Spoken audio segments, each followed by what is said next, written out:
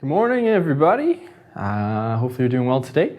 If we could start with some green check marks so I know you are with me, everything's working, and then we will just jump right into the material for today. And this is kind of like a big moment in the class. This is really the last sort of new topic I'm going to discuss.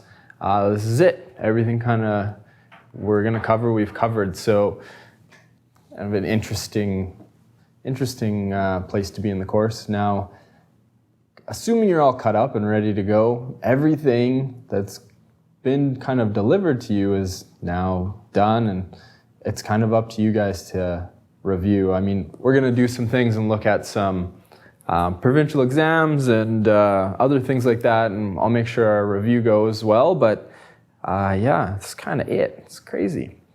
Perfect. So we've got lots of green checks, which is good. And I left us with a few questions in the sine and cosine section of your learning guide. So yesterday I gave you a little bit of time to go through that. Was there anything from the first, I guess it was 4 pages I said, anything from the first 4 pages? I did a few and I asked you guys if you wouldn't mind doing a few. Anything you didn't really understand or wanted some more clarification with, I'd be happy to go through that. And if not, I will just do a few problems in the next section. Page 211A, I like that.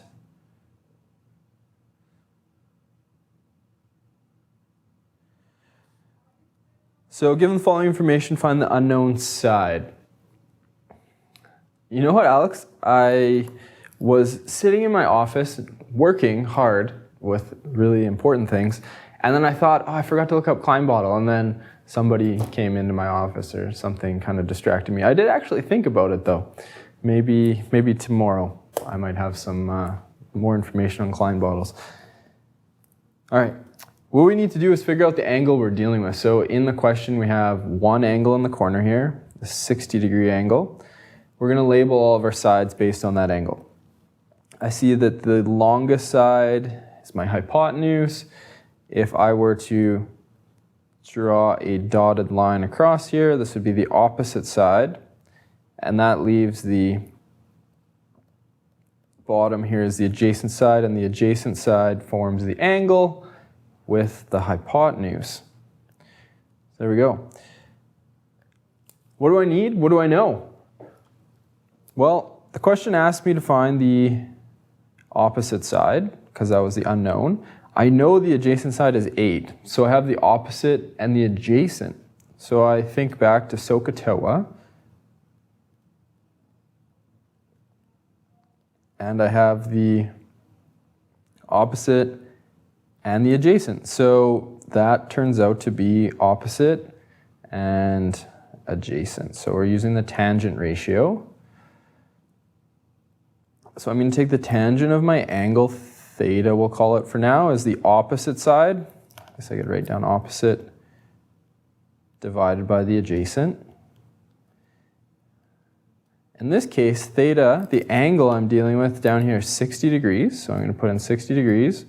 The opposite is x, and the adjacent is 8. Now I need to get x by itself. So a little algebra. Multiply both sides by 8. The 8 divides out to give me a 1 on the right. And then all I'm plugging into my calculator is 8 times the tangent of 60 degrees.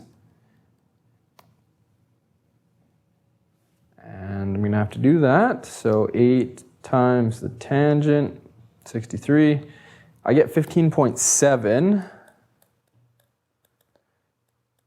is the length of x. Now I don't have any units, else I'd include them, but there you go.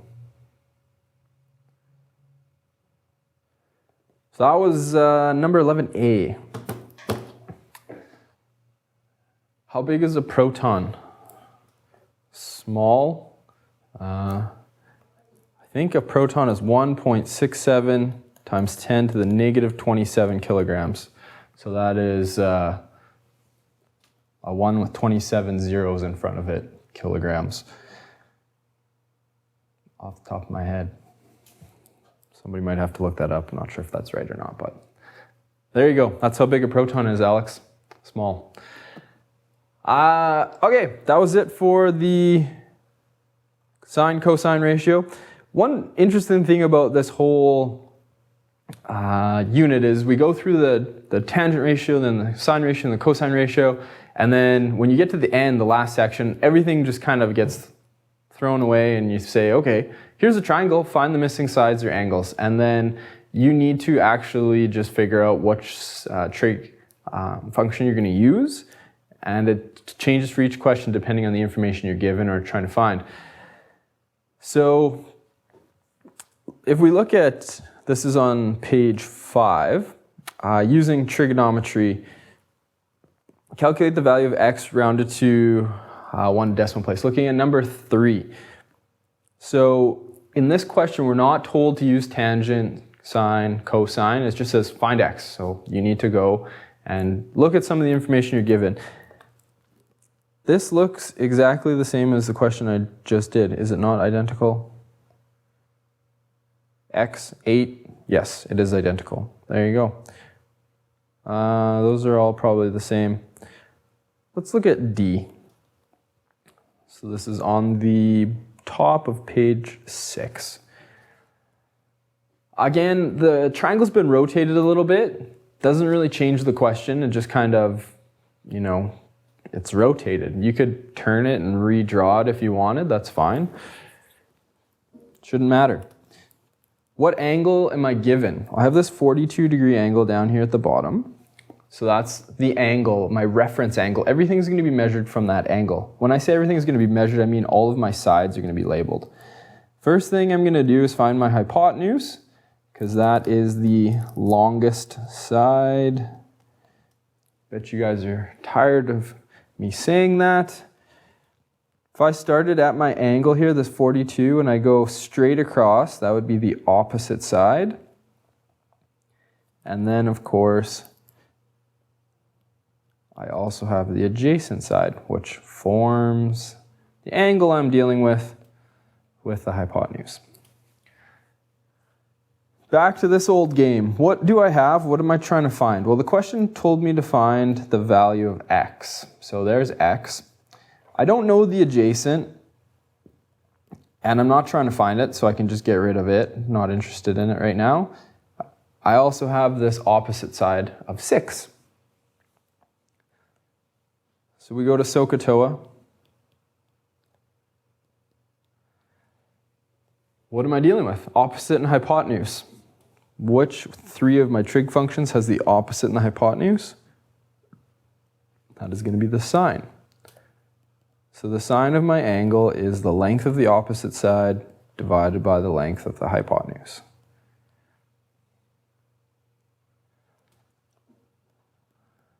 In this case, my angle is 42 degrees. And the opposite side is 6, and the hypotenuse is x.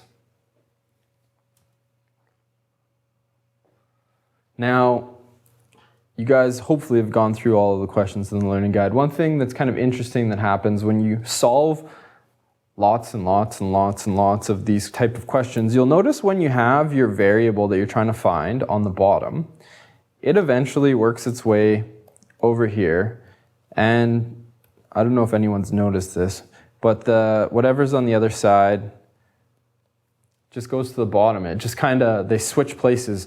Now there's a few mathematical steps along the way, but after you've done a bunch of them, you'll just notice that this happens, and you can kind of, you know, just jump right to that step. If you're feeling lucky, I will, of course, show some steps along the way. So maybe over on the side here, I'll just rewrite it. Sine of 42 degrees is 6 over x.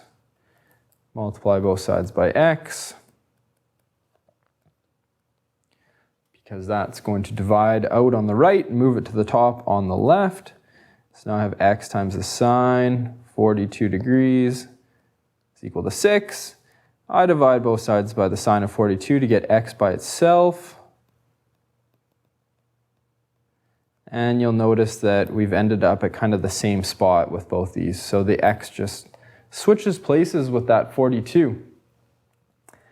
I'm going to just plug this into my calculator. 6 divided by the sine of 42 degrees. And we'll see what we get. So we get 8.966. We'll go 8.97. Same over here, 8.97. So that is just an example of a triangle that has a missing side or angle, and we just kind of go and try to find it. Those are probably a little bit more straightforward than some of the later questions here. So I'm going to just scroll down a little ways. 1 decimal place, nearest degree. Let's look at number 7. The wording of this question says solve the following triangle. Now, when a question says solve the following triangle, that means find all of the sides and all of the angles. So I'm just reading your question here, Abby. It says round to 1 decimal place. Could you please show how to do that for D? Sure. 1 decimal place. So if we want to round to 1 decimal place, we had this x is equal to 8.97. We're rounding to the decimal place here. So this 7 means I have to round this up to a 10. So if I carry the 1 with the 8, I'm going to get x is equal to 9.0. So I know it doesn't maybe make a ton of sense, but if we have to round this up and then we have to round the next one up, so just kind of domino effects up the old place value until, and then of course we just leave a 0 for the decimal because it turned into a 10 and that 0 is kind of represented there. What did I say? Number 7. Solve the following triangle, answer side lengths rounded to 1 decimal place and all angles to the nearest degree. So you may see this on a test. It's not as likely on a multiple choice because it's not just going to say solve a triangle, because it's going to ask for a specific side or a specific angle, but it's kind of good practice. Now, one interesting thing about number 7 is when we have a right angle triangle and we're given 2 of the 3 sides, is there a way to find that third side without using any of our trig ratios? Could we find that third side without trig? And how do we do that? Does anyone remember? Or we could use trig if we wanted to figure it out. That's fine as well. Just a couple of steps. To find a missing side of a right triangle, we have I have a feeling somebody's going to put it in a chat, I'm going to ruin their thunder, the Pythagorean theorem.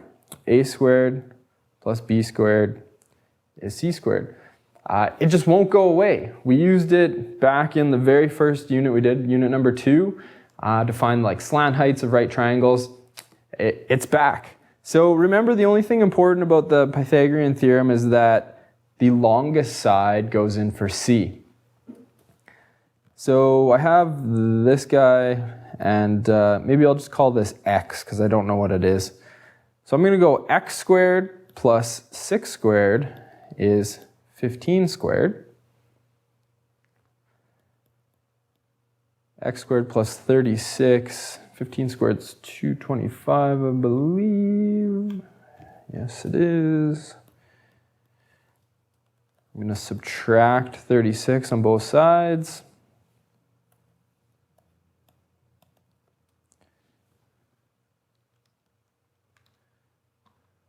And I end up with x squared as 189. I need to figure out what just x is, so I take the square root of both sides.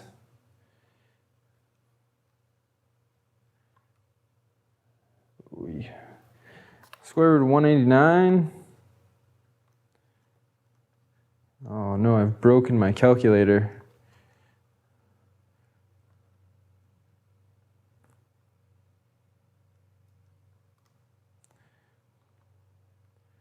All right, back in business. 189, it's 13.7.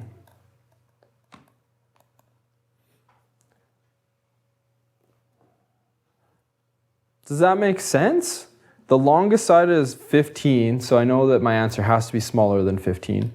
And 13 is pretty close to 15. It looks like it's maybe about double this side, assuming it's drawn roughly to scale. So yeah, I'm happy with that 13.7.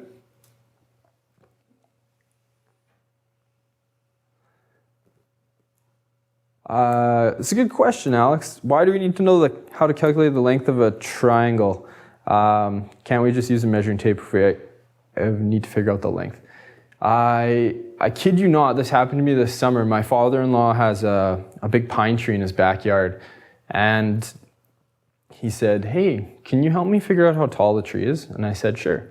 I mean, you could probably climb a tree at the top. It gets kind of flimsy. You'd probably fall. It was, about 70 feet tall. So maybe measuring it wouldn't have been the best option. So what we did is we got a measuring tape, and we measured away from the base, went right from the backyard all the way to the front yard, so we got a long ways away. And then I stood there and I printed off an inclinometer from the internet, so I measured the angle looking from the ground where the measuring tape was to the top of the tree. And then I used some trigs. So, I had the angle and I had the adjacent side of a triangle. So I was trying to find the opposite. So I used the tangent ratio to figure out how tall the tree was. He wanted to get a boom lift in to trim the top of the tree off. So he needed figure out how tall the tree was to figure out how big of a lift he would need to get it. So it's a way of indirectly calculating things. And it's handy. And especially for longer distances, if you can find an angle and you know something, then you can use trig from there. Can we use the 90-degree angle to do trig? You can't. It's all based on there actually being a 90-degree angle in your triangle. Trees aren't triangles, no. All right, let's draw a tree. Here's a tree.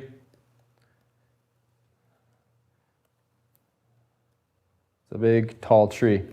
Here I am, over here. And what we did was we measured the distance from me to the tree. I don't know, let's say it was 100 meters. And then I took an inclinometer and I looked up at the top of the tree and I said, okay, it's 32 degrees. How tall is the tree? So even though the tree isn't a triangle, I made a triangle with my position next to the tree, and I could see how the angle of the top of the tree, and I didn't have to climb the tree, it was a really big tree, and that's how we do her. Back to the question at hand here, number 7. We found the missing side. Now we can find the angles.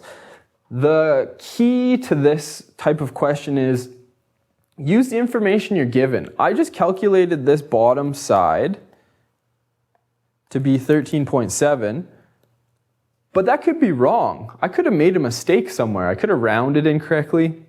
So when I'm finding an angle, let's say we wanted to find the angle A here, I'm not going to use this 13.7 because I don't know if it's right or not. I hope it's right, it looks right, everything about it seems right, but if I use this to find the angle, now I could be sort of compounding my mistake. So I don't want to take an angle from a piece of information I've already calculated when I'm given enough information to find the angle as it is. So I'm trying to find this angle, we'll call it theta. It's a good one to use. If I go across, this is now the opposite side. My longest side is here, is the hypotenuse. So what am I going to do? Well, I have the hypotenuse and I have the opposite. Think about SOHCAHTOA. Opposite hypotenuse. That is the sine. Sine of the angle is the opposite times the hypotenuse. I'm going to take the sine theta, it's the length of the opposite side, divided by the length of the hypotenuse. Okay. I don't know what the angle is, so I'm going to find it. The opposite had a length of 6, the hypotenuse was 15. And because I'm finding the angle, instead of finding the ratio of sides, I need to take the inverse sine of 6 divided by 15.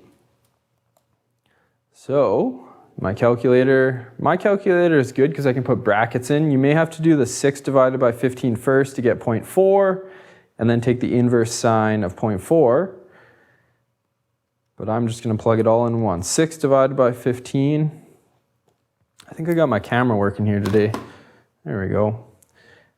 So that's what it looks like in my calculator. Inverse sign of 6 divided by 15. And then when I hit equals, I get an angle of 23.57. We'll call it 23.6 degrees.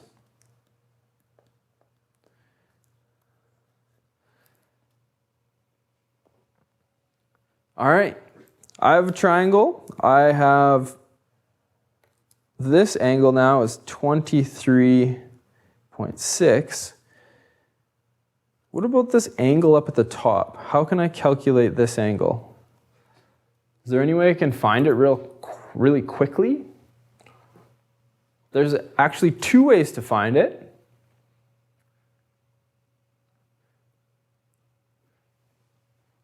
Any ideas? I could do maybe both of them. We'll see how that goes. I know that all the angles in a triangle must add to 180 degrees. So if I have 180 degrees in my triangle in total, I have my right angle, I have 23.6. What am I left with? And really it's just a little bit of subtraction.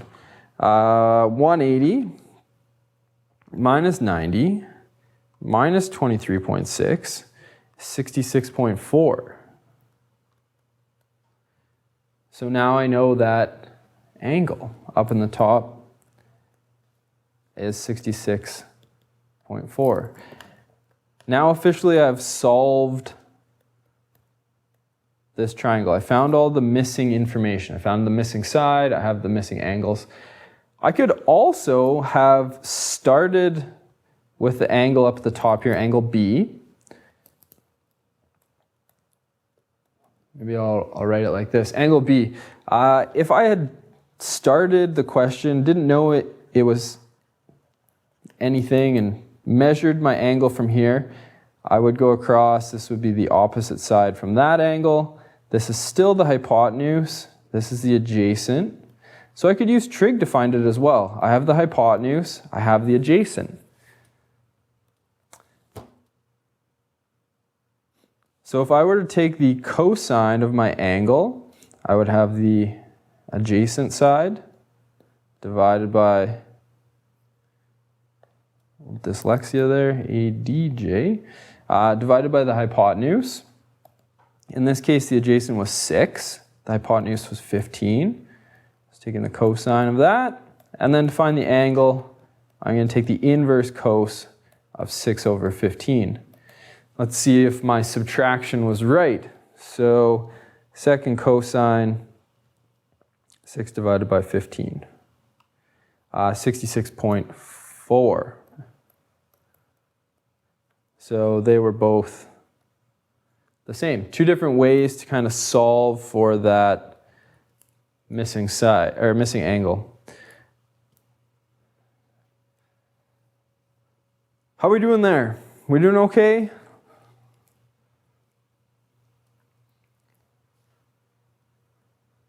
Okay.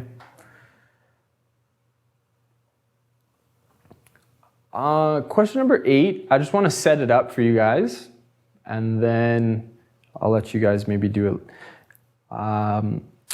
It's just kind of a different way to write sort of notation. It is exactly what it looks like. This triangle means triangle. EFG is the 3 corners of the triangle. It says angle. I guess I could write this in. This is triangle. This is angle. EF is the side from E to F, and EG is the side. So let's see if we can draw our picture.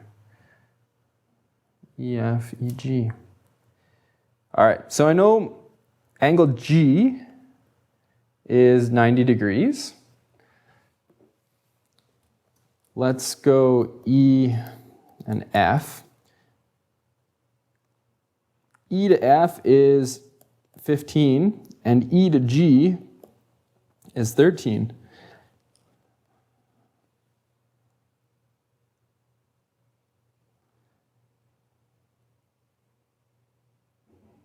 The question's asking us to find angle EFG. How do I find angle EFG? Well, I start at E, and I go to F, and then I go to G. So what angle am I trying to find? It means I'm trying to find this angle down in the corner, EFG. Start here, and here. So it's just some notation for algebra, or I guess it's not algebra, it's geometry notation. Once you get it set up, it's the same as all the other questions you've seen, but sometimes you'll see it kind of written like that. Just seen your question here, Ava. For question 9 below it, what do we do if we don't have a protractor?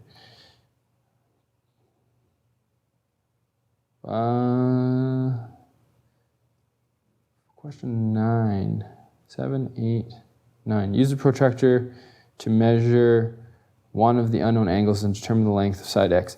I'm not sure, on your formula sheet, is there a protractor on that sheet? I don't believe there is. Fractions review, unit 2. See if I can find my formula sheet. Does anyone have one on them, near them? I don't know where mine is. No, it's not on there. Thank you, Taylor. How do we do it?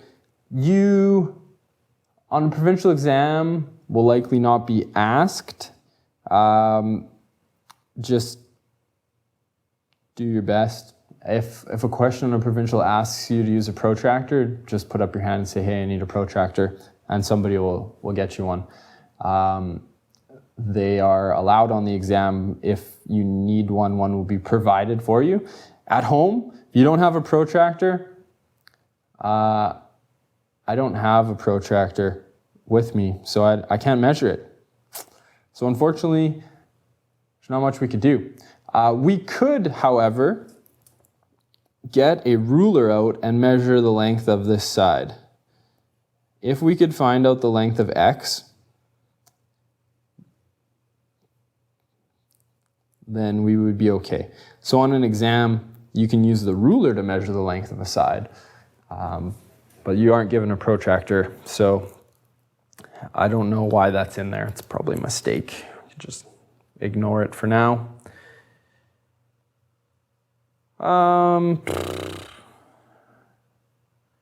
Holy cow, number 10 is my exact problem I dealt with. Minus, we know how tall the tree is already. So I'll do number 10, and then if you guys have any questions, then we can go for it. So calculate the angle of elevation of the line of sight of a person whose eye is 1.8 meters above the ground, is looking at the top of a tree, which is 27.5 meters away on level ground and 19.4 meters high. All right, so the tricky part of this question is we have our person. Here's our person, and the person's eye, who's measuring it, is 1.8 meters above the ground. So when we are given all this additional information, like the person is 27.5 meters away from the base of the tree,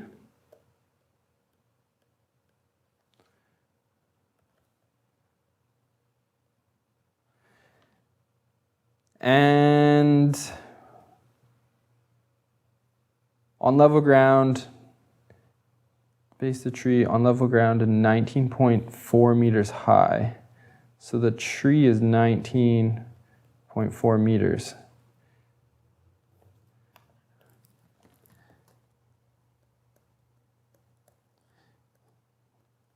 So I've drawn a picture and I've included all the information I'm given. The trick is this. When I draw my triangle, so from the person to the base of the tree to the top of the tree, there we go. I have a right angle now. The question's really specific. It says measuring from the person's eye. So even though I have this tree, it's 19.4 meters, I'm not measuring from the bottom of the person, I'm measuring from the person's eye. So I need to measure my triangle up here. So what I'm gonna have to do is, I'm gonna redraw my triangle. So of course this is not drawn to scale.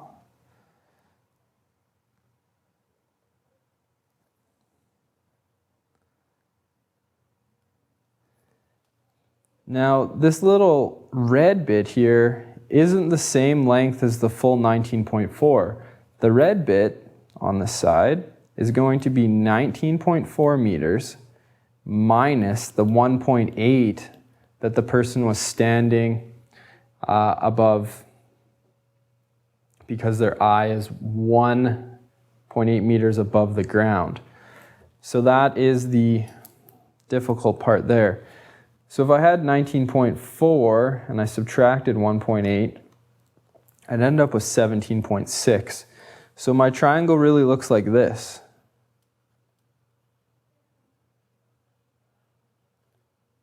This is 17.6, this is 27.5, and it's asking me to find the angle of elevation, my right angle here. So I'm confident you guys can do that. Alex, all of these questions are coming too early because we're going to talk about atoms in science. So I don't want to ruin the surprise for you when we get there. Or you could just look it up online.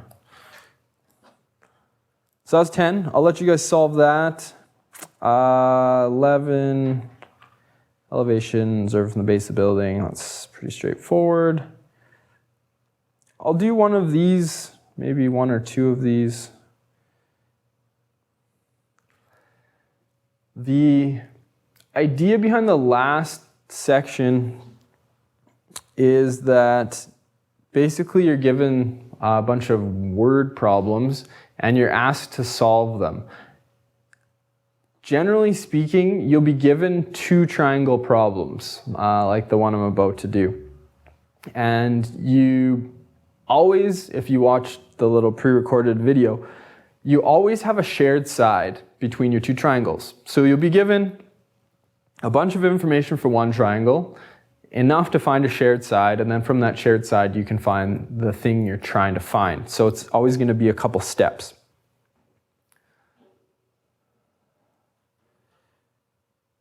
So if we look at number 12, 2 office towers 75 meters apart.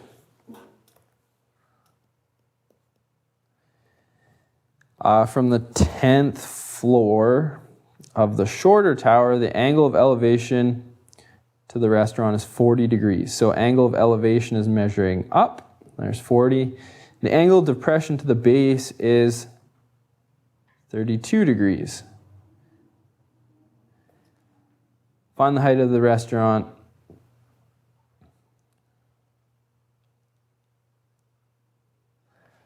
So we're trying to find the height from the ground to there.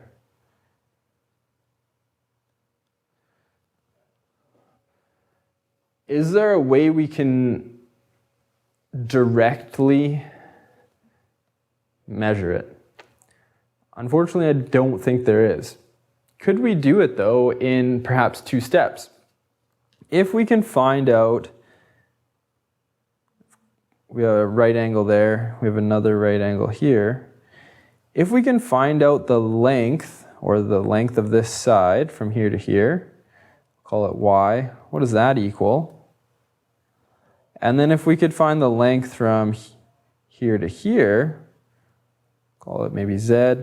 If I could add Y and Z together, I would get the height of my tower.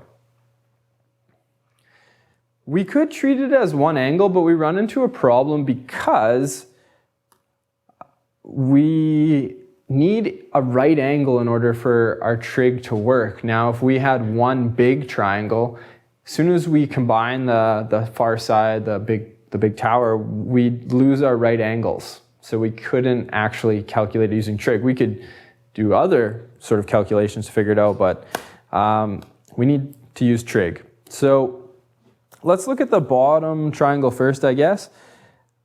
Maybe I'll just redraw it.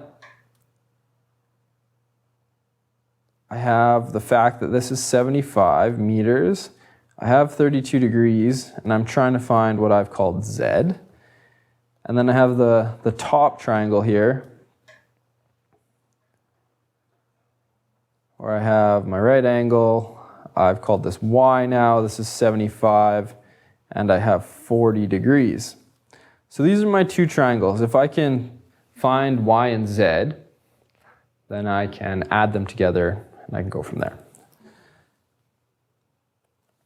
So I'm just breaking it down. This is my opposite side. This is my adjacent side. This is my hypotenuse. I am trying to find the opposite. I have the adjacent, so SOHCAHTOA tells me to use the tangent is the opposite divided by the adjacent. In this case, I have 32 degrees. The opposite, calling Z, 75. Then I will multiply both sides by 75 to get rid of it in the denominator.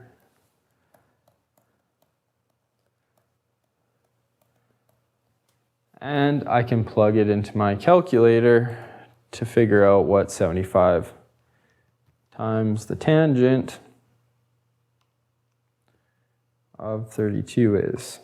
So 46.86. So that's the first part. The second part is the blue part here. This is the opposite side. This is the adjacent side. Again, I'm dealing with the tangent of my angle is the opposite divided by the adjacent.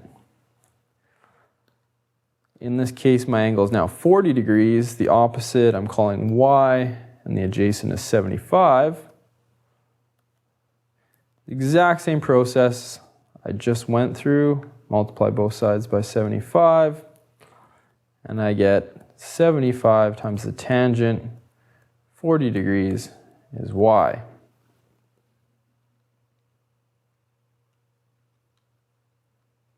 So 62.93.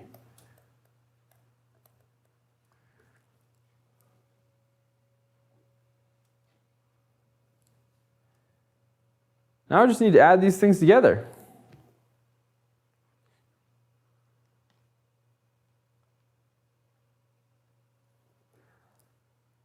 So I'm going to take this 46.86, which was the bottom triangle. I'm going to add to it this 62.93, and I'm going to get 109.79. I think these are all meters. Yes. 109 meters for the height of the opposite building. So again, this is kind of getting back to the question you asked earlier, Alex. Why would we care to use any of this right angle trig stuff? Well, if we couldn't physically climb the building, what we could do is go across, look at angle up, look at the angle down. We could measure how far the buildings are apart, and then we could calculate the height of it. So it's an indirect way of measuring the height of something. Another example, I have a garage that I built in my house. I was trying to calculate the surface area of the garage so I know how much paint to buy. and it has a vaulted ceiling. So now I have this triangle, and I started measuring and doing trig, but my ceiling's 12, 15 feet high, so I couldn't get up there with a measuring tape, so I had to use the angle of my roof and all this stuff and go from there.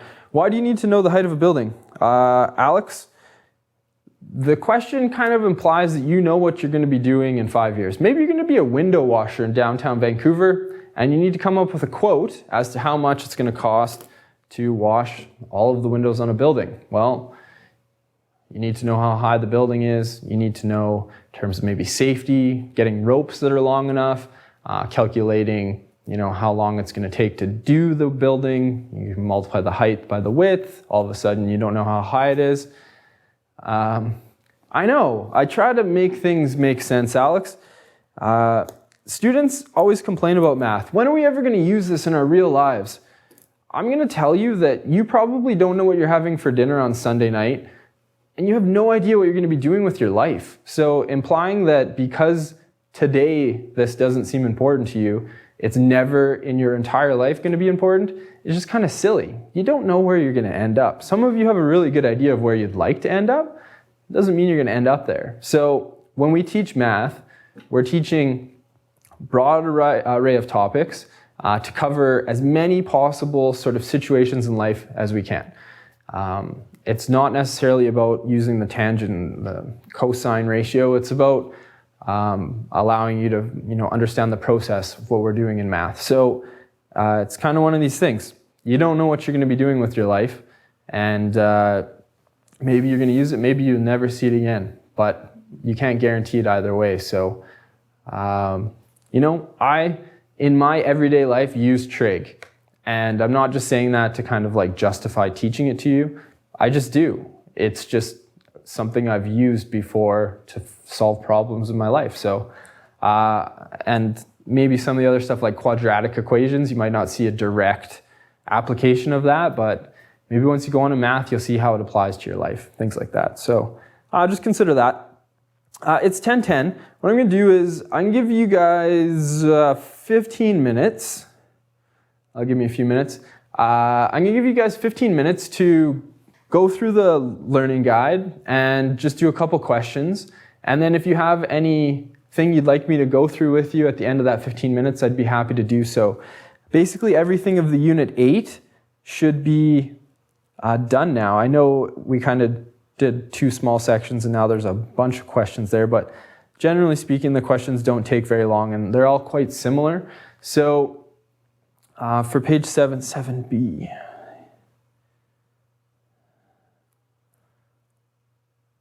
you can, for 7B, use the Pythagorean theorem if you want, or you can use trig. So you have the opposite and the adjacent, so you could use the cosine and sine ratios to find those 2 missing sides, or once you find a second side, you can use the Pythagorean theorem to find the third. There's no rules. So we'll put 15 minutes on the clock. In 15 minutes, we'll come back, see where everyone's at. Try a few different types of questions. If you have anything that's pressing along the way, you can throw a question into chat as you go. Maybe somebody else will be able to help you out. So we'll see you guys in 15. Thanks.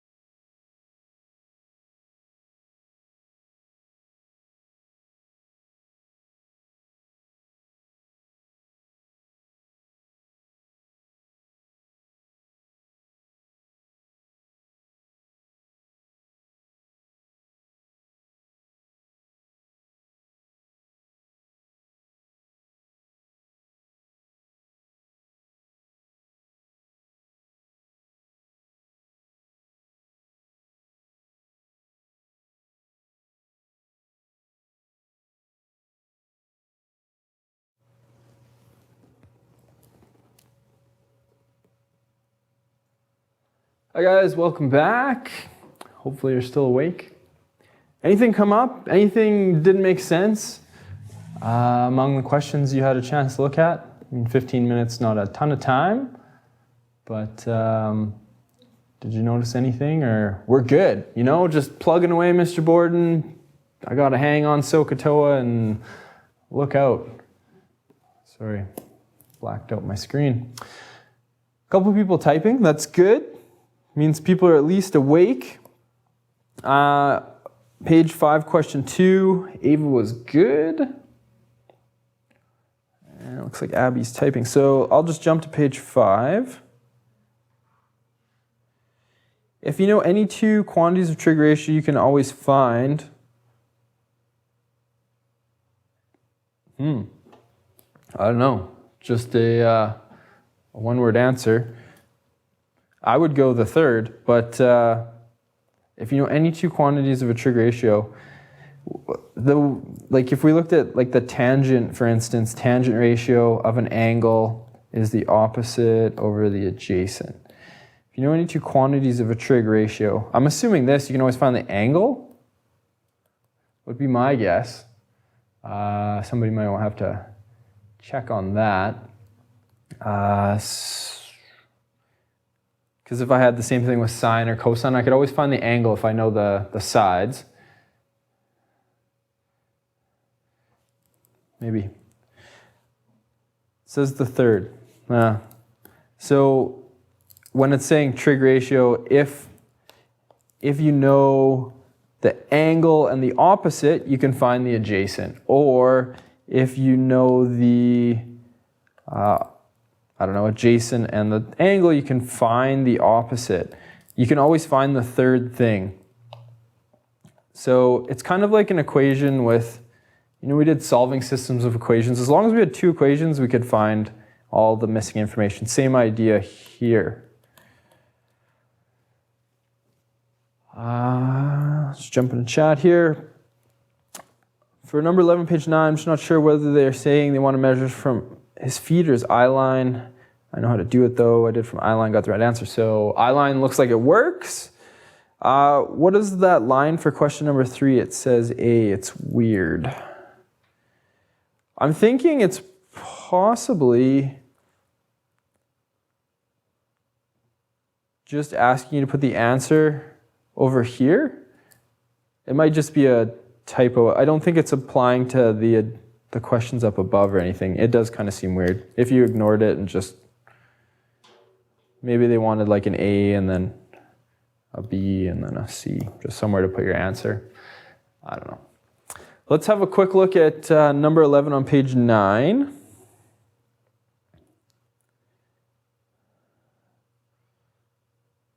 Building 53 feet high, distance to the building, 6 foot tall observer, notice the angle of elevation. Yeah, with these type of questions, when you have a person and it says the angle of elevation, you're not going to measure the angle from their feet. When you measure an angle, it's always going to be from your line of sight or your eye line. So just assume that 6 foot tall observer, so that means this is 6. From here to here. Building's 53 feet high, distance away from the building, 6 foot tall observer. Angle is 43 degrees. How far is the observer from the base? Yeah, so the tricky bit here would be to take this 53, and then we have this 6 down here at the bottom that you'll have to subtract from the 53. We'll go with that. All right. I guess the battle there is setting up the question. Once you've done that, then the trig should be straightforward.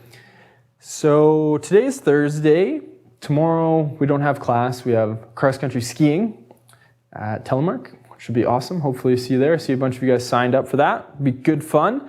And then on Monday's class, I will spend another sort of, I think I wanted to spend a day doing a review, but I don't know how much stuff there'll be left. So if we come to class on Monday and nobody has any questions about Unit 8, which I think is unlikely, but it is possible. If nobody has any questions about Unit 8, then I'll just start my final exam review sort of material that I wanted to go through. If we come to class on Monday and we have a bunch of questions from Unit 8, then I'll be happy to go through them. That leaves kind of the Unit 8 test. When do you want me to write that? You're probably thinking. If you could do your learning guide over the weekend, and that's what Abby's written here. Yeah, so do the learning guide over the weekend, and then, if you could submit it on Monday sometime, even after class, that's fine. That would be great. And then you could write the test on Monday afternoon or Tuesday even, that's fine. We're not super pressed for time. We have some time to review, but it's important to not drag Unit 8 out for a long time because we have all this review we need to get through in order to kind of prepare for the final exam. So the next week, focus on the learning guide for the final exam and just sort of preparing for the end of the course. So all of the information that we're going to present to you has been presented, and you can go back and check out the videos or ask for help. And the idea now is once you've written the Unit 8 test, you need to kind of look at things that maybe you didn't understand along the way, and we go from there. When we know the date of our provincial, it's kind of interesting because we're doing the provincial exam on a computer. The provincial exam week is just thinking off the top of my head, maybe I have a calendar here, is the 25th through to the 28th. 25th, 26th, 27th, 28th. So that's your provincial exam week. And we can offer the test any day along that week. Taylor, because you're doing it at the coast, you are on the 25th. So it just depends on when Central schedules it. It's not my decision. If I was, I would have made it a long time ago. It's just when they have to schedule it with all the other provincial exams going on over at Central. So it might be on the 25th, might be on the 26th, might be on the 27th, or the 28th. Any one of those days on that last week of January. So as soon as I find out, I'll put it on the website. You guys will know. We'll send out an email to you and your parents, and we'll go from there. So I hope everyone has a good weekend. Hopefully we'll see you tomorrow, cross-country skiing. Like I said, I've done it once. It was pretty fun. And I'm excited to learn how to do it. I certainly did not know how to do it last time. And then Monday we'll review Chapter 8 and continue our sort of final exam review. And that's it for Math 10. So a couple weeks of review, and then we're done. So have a great weekend, and we will see you on Monday for sure. Bye for now.